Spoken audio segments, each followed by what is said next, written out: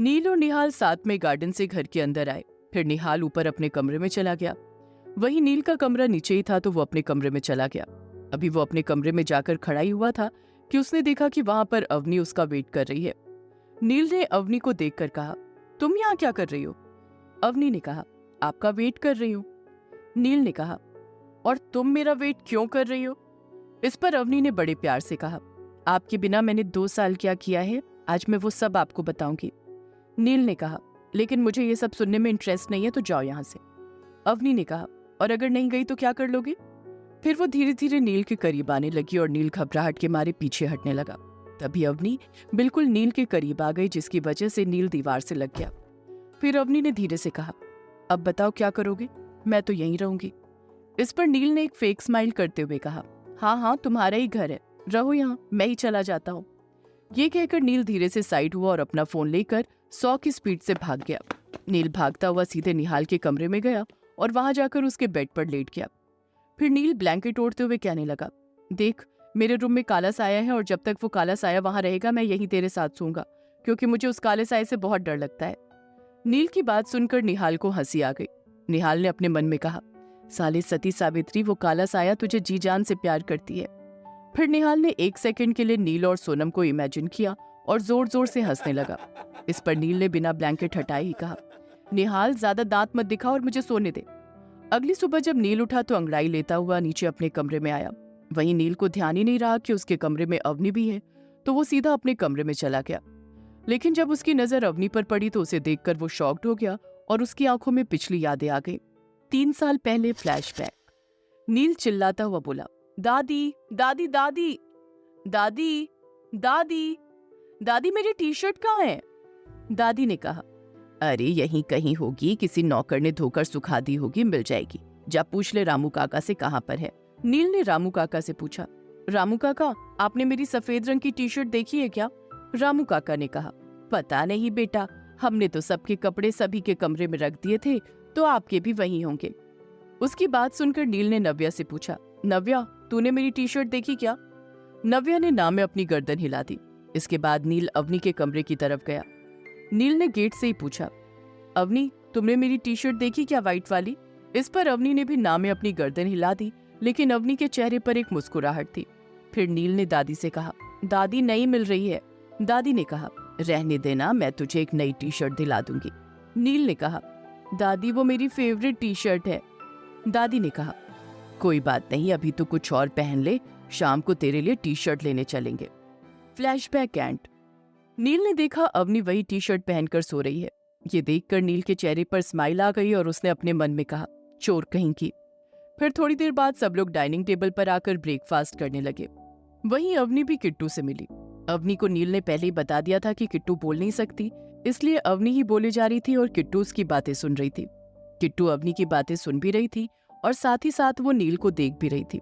थोड़ी देर बाद किट्टू ने नील को इशारा किया तो अवनी ने किट्टू से पूछा, किट्टू क्या कह रही है? तो किट्टू ने एक उंगली नील की तरफ की और फिर एक उंगली अवनी की तरफ की और फिर उसने अपनी उंगलियों से एक हार्ट शेप बनाया। किट्टू ने जब उस हार्ट शेप में देखा तो उसमें से उसे रुद्र का चेहरा दिखाई दे रहा था। वहीं ये देखकर वो शर्मा गई। रुद्र ने जब किट्टू को देखा तो उसके चेहरे पर भी एक मीठी सी मुस्कान आ गई। किट्टू ने जब उंगलियों से हार्ट शेप बनाया तो नील समझ गया कि किट्टू अवनी को बताना चाहती है कि कुछ दिनों पहले उसने अवनी को अपनी गर्लफ्रेंड बताया था। ये जानने के बाद नील एकदम से खड़ा हुआ और किट्टू के हाथों को पकड़कर कहने लगा, किट्टू, मैं तो मजाक कर रहा था, ऐसा कुछ नहीं है। लेकिन अवनी समझ गई कि किट्टू उसे कुछ बताना चाहती है। अवनी ने भी किट्टू का एक हाथ पकड़ लिया और कहा, किट्टू प्लीज मुझे बताओ ना, प्लीज, मेरे बारे में नील क्या कह रहे थे, प्लीज बताओ ना किट्टू भाभी। नील भी बोला, किट्टू मेरी बात सुनो, ऐसा कुछ नहीं है। तभी निहाल ने ब्रेड पर जैम लगाते हुए कहा, अवनी मैं बताता हूँ, यहाँ आओ। अवनी निहाल के पास जाती उससे पहले ही नील निहाल के पास आकर बैठ गया और फिर नील ने निहाल के मुंह पर हाथ रखकर कहा, तू कुछ नहीं बताएगा, तुझे मेरी दोस्ती की कसम। फिर नील ने निहाल को रिक्वेस्ट करते हुए कहा, यार तुझे पता तो है काले साए की वजह से मैं अपने कमरे से वैसे ही बाहर हूँ, तू क्या चाहता है कि मैं घर से भी बाहर चला जाऊँ? प्लीज कुछ मत बता, प्लीज। रुद्र उन सबकी नौटंकी देखकर मुस्कुरा रहा था और किट्टू रुद्र को देखकर मुस्कुरा रही थी। थोड़ी देर में सबने नाश्ता कर लिया और फिर निहाल और रुद्र ऑफिस के लिए निकल गए। अब अवनी को ये बात खटकने लगी कि नील ने उसके बारे में क्या बोला था और वो कैसे भी किट्टू से ये जानना चाहती थी। तभी अवनी किट्टू के पास गई और कहने लगी, किट्टू भाभी प्लीज बताओ ना नील ने क्या कहा था मेरे बारे में। तो किट्टू ने एक पेपर और पेन लिया और उस पर कुछ लिख दिया। ये देखकर अवनी ने उस पेपर को ले लिया, पर वो उसे थोड़ा भी पढ़ पाती उससे पहले ही नील ने वो पेपर अवनी से छीन लिया और वहां से भाग गया। तो अवनी भी नील के पीछे पीछे भागने लगी। फिर नील सीढ़ियों से नीचे आने लगा। अवनी भी उसके पीछे पीछे आने लगी, लेकिन तभी अवनी का पैर फिसलने लगा और वो गिरने लगी। वो गिरती उससे पहले ही नील ने उसकी कमर पर हाथ रखकर उसे अपनी तरफ खींच लिया। फिर नील ने धीरे से अवनी के कानों में कहा, अवनी तुम ठीक हो? अवनी ने हाँ में अपनी गर्दन हिला दी। तो नील ने अवनी को अपने से थोड़ा सा दूर किया, लेकिन अवनी फिर से नील के करीब आ गई और अपनी एड़ी उठाकर फिर से नील की खुशबू महसूस करने लगी। थोड़ी देर बाद उसने नील के टी शर्ट को छोड़ दिया। नील भी अवनी को एक नजर देखकर गार्डन में चला गया। गार्डन में आकर नील बेचैन हो गया। नील इधर उधर बेचैनी में चक्कर लगाने लगा और खुद से बातें करने लगा। ये फीलिंग बहुत गलत है, मैं अवनी की लाइफ खराब नहीं कर सकता। फिर नील ने खुद में आगे कहा, अवनी मेरे बारे में जानती ही क्या है? कुछ नहीं जानती, और कल जब उसे मेरे बारे में पता चलेगा तो उसके पेरेंट्स कभी मुझसे शादी करने के लिए तैयार नहीं होंगे। अवनी के पेरेंट्स पहले से ही मुझे पसंद नहीं करते हैं, और उन्हें अगर मेरे पास्ट के बारे में पता चलेगा तो वो कभी भी शादी के लिए नहीं मानेंगे। इसलिए अब मुझे अवनी से दूर ही रहना होगा। इसी में मेरी और अवनी की भलाई है। रुद्र का ऑफिस। रुद्र अपने केबिन में आंखें बंद करके बैठा हुआ था। तभी रुद्र का मैनेजर धीरज कुछ पेपर लेकर आया। धीरज ने पेपर को टेबल पर रखते हुए कहा, सर आपने जो पेपर बनवाने के लिए कहा था बनवा दिए हैं। रुद्र ने धीरे से अपनी आंखें खोली और फिर उस पेपर की तरफ देखा। वो किट्टू और रुद्र के डिवोर्स पेपर थे। रुद्र ने पेपर उठा लिया और धीरज को देखकर कहा, ठीक है तुम जाओ। धीरज केबिन से बाहर आ गया, लेकिन जैसे ही वो बाहर आया निहाल की नजर उस पर पड़ी। निहाल ने कहा, तुम रुद्र को उसके और किट्टू के डिवोर्स पेपर देकर आए हो? धीरज ने हाँ में अपनी गर्दन हिला दी। धीरज का जवाब सुनकर निहाल रुद्र के केबिन में आया और रुद्र को देखने लगा। रुद्र अभी अपनी चेयर पर चुपचाप और शांत बैठा हुआ था, लेकिन जैसे ही उसने निहाल को सामने देखा तो उससे कहा, निहाल तुम्हारे ऐसे घूर कर देखने से मेरा डिसीजन बदल नहीं जाएगा। निहाल ने कहा, मैं चाहता भी नहीं हूं कि तेरा डिसीजन बदले। फिर निहाल ने आगे कहा, पर मैं देख रहा हूं कि तुझे किट्टू को डिवोर्स देने में बहुत सोचना पड़ रहा है। कहीं उसे लेकर तेरे दिल में कोई फीलिंग तो नहीं है? इस पर रुद्र ने कहा, जो समझना है समझ लो, पर किट्टू और मेरा डिवोर्स पक्का है। तुम शुरू से ही जानते हो कि मैंने किट्टू से शादी उसे डिवोर्स देने के लिए की थी। रुद्र की बात सुनकर निहाल बोला, हाँ मैं ये जानता हूँ, लेकिन तू देख तो सही किट्टू कितनी प्यारी और कितनी मासूम है। अरे उसने तो तुझ जैसे पत्थर इंसान के दिल में भी घर बना लिया। रुद्र निहाल की बात को इग्नोर करते हुए उससे बोला, जा यहाँ से और जाकर कॉन्फ्रेंस रूम में मीटिंग अटेंड कर ले, क्योंकि मैं आज कोई भी मीटिंग अटेंड नहीं करूंगा। रुद्र की बात सुनकर निहाल ने अपने मन में सोचा, एक बार और ट्राई करके देखता हूँ। फिर निहाल ने कहा, और तू दादा दादी को क्या वजह बताएगा किट्टू से डिवोर्स लेने की? इस पर रुद्र ने कहा, वही जो सच है बता दूंगा, कि मैंने किट्टू को 3 महीने टॉर्चर किया और जब मैं टॉर्चर करके थक गया तो उसे उसके बाप के पास छोड़कर आ गया।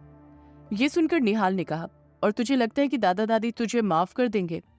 निहाल की बात सुनकर रुद्र ने कहा, हाँ मुझे पता है कि वो मुझे माफ नहीं करेंगे, लेकिन उनकी माफी के लिए मैं अपने मकसद को तो नहीं भूल सकता ना। इस पर निहाल ने कहा, दादाजी ने तुझे कई बार कहा है ये बदला छोड़ दे और अपनी जिंदगी पर ध्यान दे, अपनी जिंदगी में सेटल होने की सोच, लेकिन नहीं, तू तो दादाजी की एक बात भी नहीं मानता, बस बदला बदला हर वक्त यही करता रहता है। रुद्र को अब गुस्सा आ गया और उसने निहाल की तरफ देखकर कहा, जब पापा ने खुद को गोली मारी थी ना, तब मैं उनके सामने था, दादाजी नहीं थे। उन्हें खून से लथपथ मैंने देखा था, दादाजी ने नहीं। उन्हें तड़पते हुए मैंने देखा था, दादाजी ने नहीं।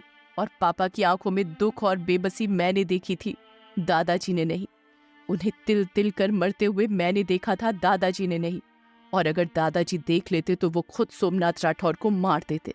निहाल रुद्र की हालत समझता था, इसलिए उसने अब रुद्र से ज्यादा बहस करना जरूरी नहीं समझा, इसलिए वो भी गुस्से में अपने केबिन में आ गया। निहाल अपने केबिन में गुस्से में बैठा हुआ था कि तभी उसका मैनेजर अंकित आया। अंकित ने कहा, सर नव्या मैम के साथ जो लड़का था उसके बारे में इंफॉर्मेशन निकाल ली है। निहाल ने कहा, हाँ बताओ कौन है वो लड़का? अंकित ने कहा, सर उस लड़के का नाम चिराग है और वो पेरिस से आए हैं और वो नव्या मैम के कॉलेज में ही पढ़ता है। नव्या मैम और चिराग 2 महीने पहले एक पार्टी में मिले थे, तब चिराग ने नव्या मैम को प्रपोज किया था और नव्या मैम ने हाँ भी कर दी, और अब नव्या मैम चिराग को शादी के लिए फोर्स कर रही हैं और चिराग नव्या मैम से शादी ना करने के बहाने ढूंढ रहा है। ये बात सुनकर निहाल ने थोड़ा झिझकते हुए पूछा, क्या तुम मुझे बता सकते हो कि उन दोनों का रिलेशन किस हद तक आगे गया है? अंकित ने कहा, सर नव्या रुद्र सर की बहन है और उन्हें अपनी लिमिट्स पता है, उन दोनों के बीच कोई भी फिजिकल रिलेशनशिप नहीं है। इस पर निहाल ने कहा, ठीक है तुम एक काम करो, मुझे चिराग का फैमिली बैकग्राउंड लाकर दो कि वो कौन है, उसके पापा क्या करते हैं और बेसिकली वो है कहाँ से, सब कुछ। निहाल की बात सुनकर अंकित ने हाँ में अपनी गर्दन हिलाई और निहाल के केबिन से चला गया। कौन है चिराग? क्या रुद्र तोड़ देगा किट्टू से रिश्ता? और क्या है नील का पास्ट? सारे सवालों के जवाब जानने के लिए सुनते रहिए ये कहानी सिर्फ पॉकेट एफएम पर।